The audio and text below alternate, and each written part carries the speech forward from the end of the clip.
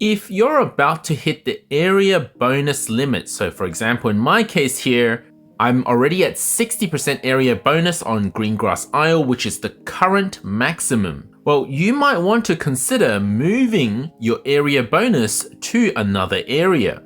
So right now I'm coming towards the end of the Entei event week 2, and with a 60% area bonus, if I were to just finish this week normally, this area bonus won't go up anymore. Until new sleep style dex goals get released, that will remain the same. But it is possible to move the area bonus that you otherwise would have gotten to another area.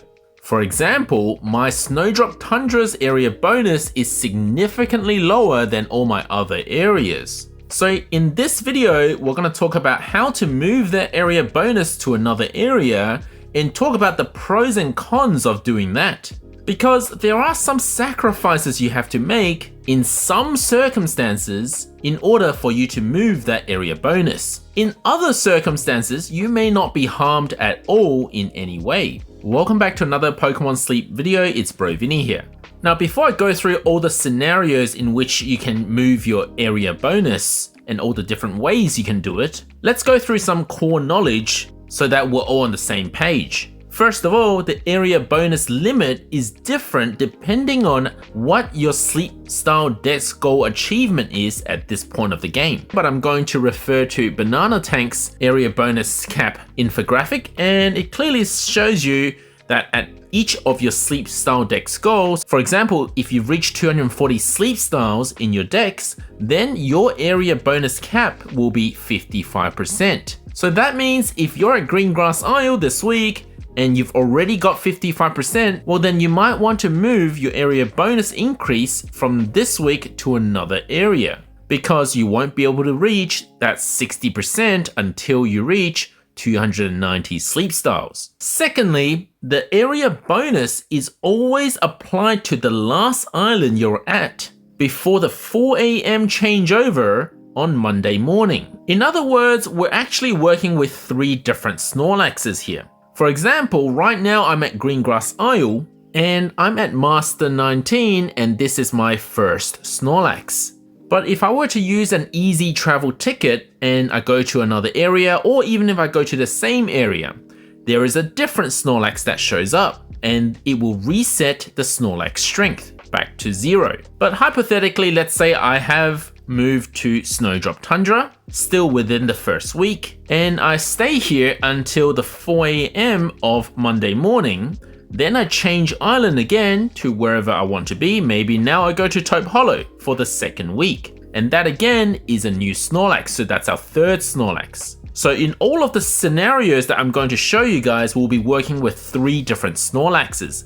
It is between the 2nd and 3rd Snorlax changeover, in other words the 4 AM of the Monday changeover, that's when the area bonus gets applied to the area the 2nd Snorlax was at. So in this situation, the area bonus will then go to Snowdrop Tundra, not Greengrass and not Taupe Hollow. Even though most of the first week I spent at Greengrass Isle, that will not be the area that gets the area bonus. Now that might be very obvious to some of you, but I just wanted to clarify that so that there's no confusion about which area or which Snorlax we're talking about when I go through the different situations. Because as I talk about the different situations, they will start to sound very similar. And the third piece of information you should also understand, now this has nothing to do with moving area bonus, but it is important to consider because it will determine how you do your area changes at the end of the week. And it is that any sneaky snacking earned on Sunday night is completely wasted. It neither goes to the Snorlax that you tracked Sunday sleep with,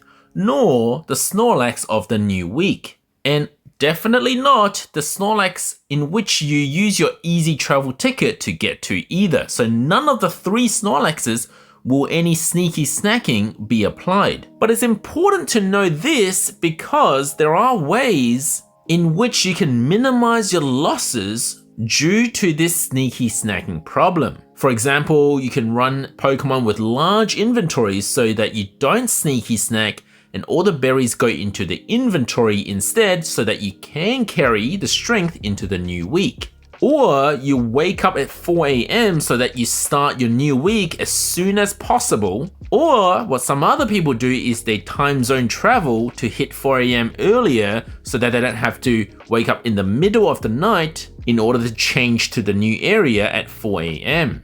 I personally feel that this is a mechanic of the game that could be improved so that people don't have to force themselves to wake up at 4 a.m. so that they don't miss out on the strength for a new week. But that's not the point of this video. If you don't understand this point, make sure you ask me in the comments section below. Alright, so let's go through the different scenarios on how you can use the easy travel ticket to move your area bonus. I'm going to use this time chart here, that is the in-game time chart that you can see under sleep consistency. And what we're looking at here is what I normally start sleeping at is around 12 a.m.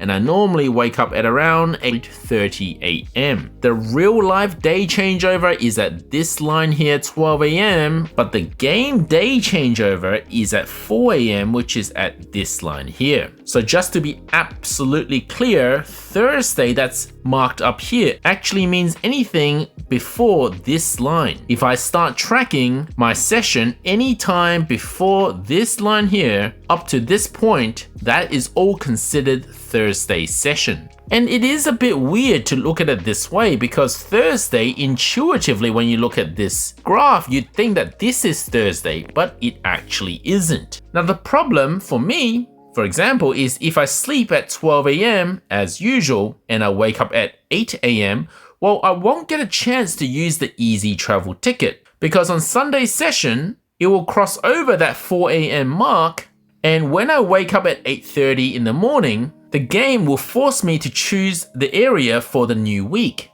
and thereby applying the area bonus to the first Snorlax, the one I don't want the area bonus on. If I were to use the easy travel ticket before I start tracking sleep, so before let's say 12 a.m, let's say I use my easy travel ticket at about 10 p.m. The problem would then be my research session for Sunday will go to the second Snorlax, which has a very low drowsy power, almost 0.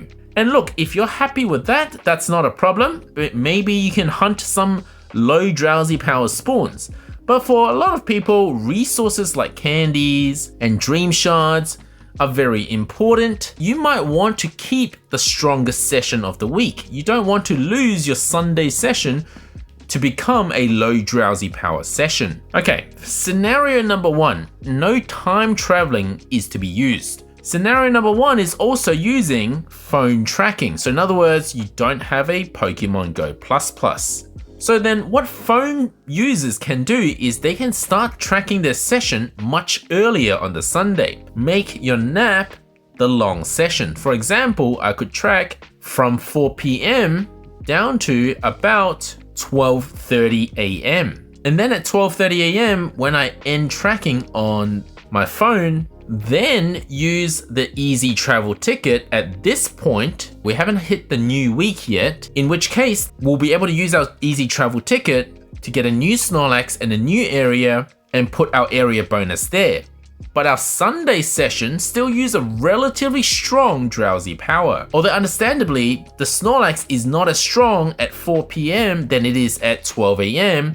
because the game always takes the start of your tracking to calculate the drowsy power. But those few hours of difference is not as bad as saying starting from 0 drowsy power if you were to do the whole Sunday session in the new area, in the second Snorlax.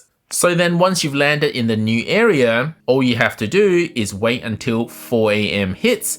Then the game will ask you to enter a new area again, this time of course without using an easy travel ticket. And then you'll be starting your second week Snorlax at that point. Of course, you could wake up anytime after that as well. You could wake up at 8:30, but like I said before, the sneaky snacking is anything you sneaky snack from 4 a.m. to 8 a.m, well, they're not going to any of the Snorlaxes until you actually switch to the new island. That is the third Snorlax.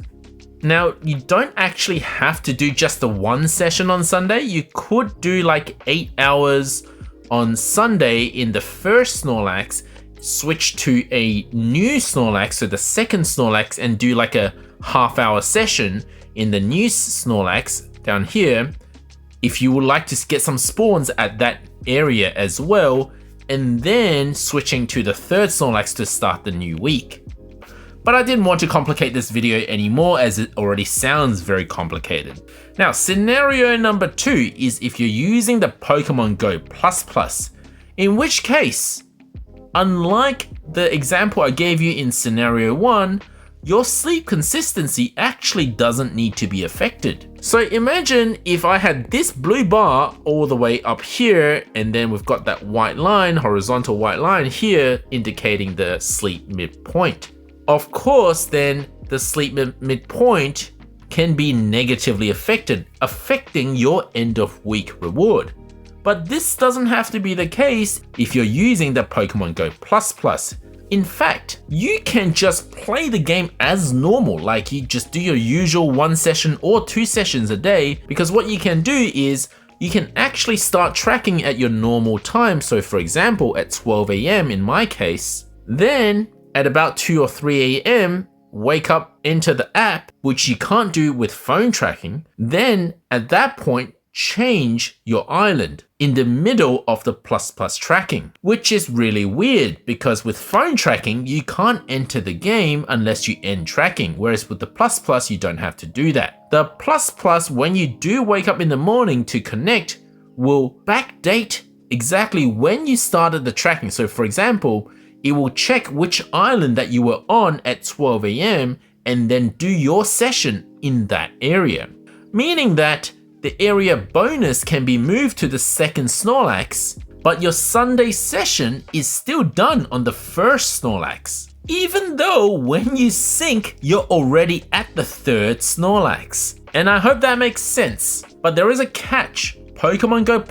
has desyncing issues, especially, I believe, with people who have daylight saving times. Because of that, I almost always recommend you leave about 1 to 2 hours from the start of tracking before you change your island. For example, if I start tracking at 12 AM, it's safe to switch island at the 2 AM mark. If you do it at 12 AM, exactly when you start tracking with the ++, there is a good chance that what will happen is your Sunday sleep session will be applied to your second Snorlax strength, which is a very low drowsy power. So you do take a risk if the start of tracking is too close to when you switch islands. So do this at your own risk. If you're not sure, I highly recommend you do something like this during a non-event period in case you stuff up. And as usual,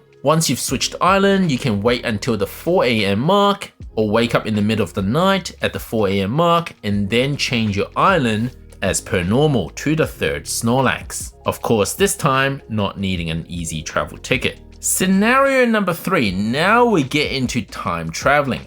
Now, as with all bugs and exploits with games like these, you are taking a risk because your game data is recorded by time traveling. Having said that though, it is not uncommon for people to travel across time zones. Some people do it for work. Some people live very close to another time zone. Just because I can explain a concept doesn't mean you have to use it or that you should use it. There are no known reports of bans using the time zone traveling method. I am aware of some reports of people trying to change their time while their phone is tracking sleep, causing a soft ban. But that's not what we're talking about today. So in scenario 3, we are going back to phone tracking. What you can do is, if you still want the largest possible drowsy power on Sunday, you don't want to have to start tracking early. In my last example, I said that we would start tracking at 4 PM, but then we would miss out on dinner.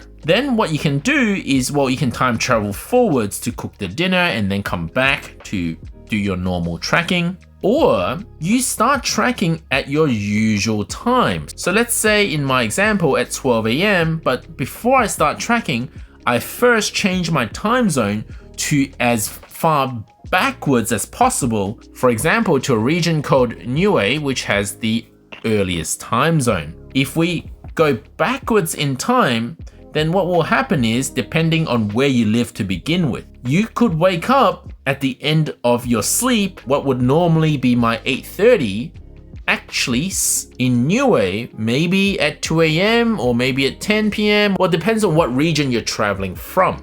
But if you can end your session before the 4 AM mark hits in that time zone, then you can wake up at that point and then change your island using the easy travel ticket. And again, the main advantage of this is you can use the biggest drowsy power from Sunday for maximum rewards. And the drowsy power would be the same as what you would normally have started tracking with if you had just slept at the same time anyway, because technically you are sleeping at the same time in real life. It's just that to the game, when you wake up, it's before 4 AM. Of course, for some people, if you live in those early regions, if you live in one of those regions that are very early on, like Niue, then you won't be able to do this method. You'll have to try one of the other methods. What I do like about this method, this time traveling method, is I can control when the island changes happen. I don't have to wake up in the middle of the night at 4 AM in real life in order to change islands. I can either do it before I go to sleep, or I can do it even when I wake up, depending on which way you travel. And just as an example, if you start tracking sleep at 12 AM, but first you change your time zone to Niue and it happens to be, let's say, about 6 PM in Niue, and you track about 8 hours, then you wake up at 2 AM according to Niue, but you're actually waking up in real life at about 8 AM.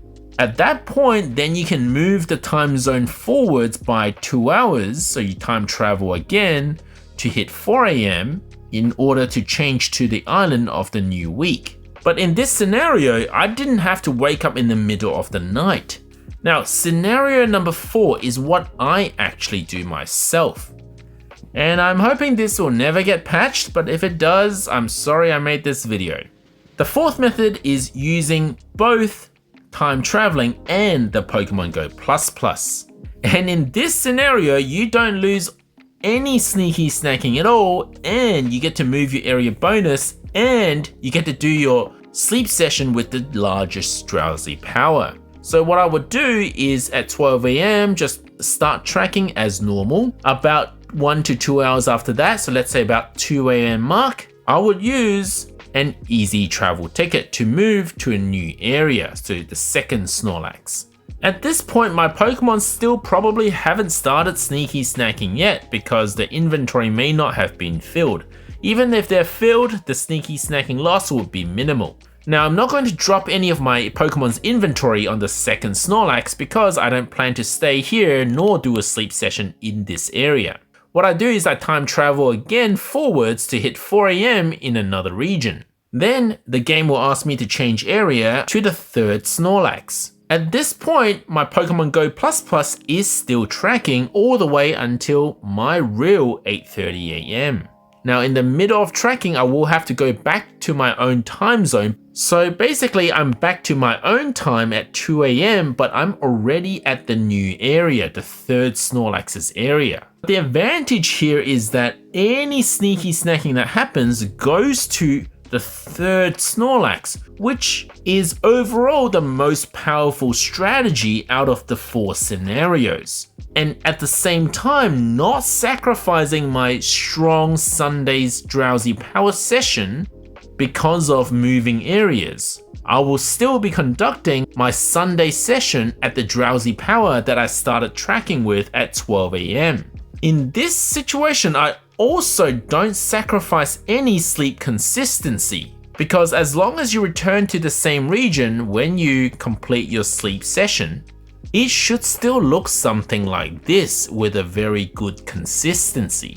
So hopefully that made sense to you guys. Let me know if you guys have any questions. I will try to answer all of them in the comment section below. Everyone's situation is a bit different. It depends on whether you're using a phone or plus to track. It depends on whether you live in early regions or late regions. It depends on whether you want to do time traveling or not. So now you can see why I had to make this video to answer the questions you guys have been asking, because there's just not one standard answer I can give.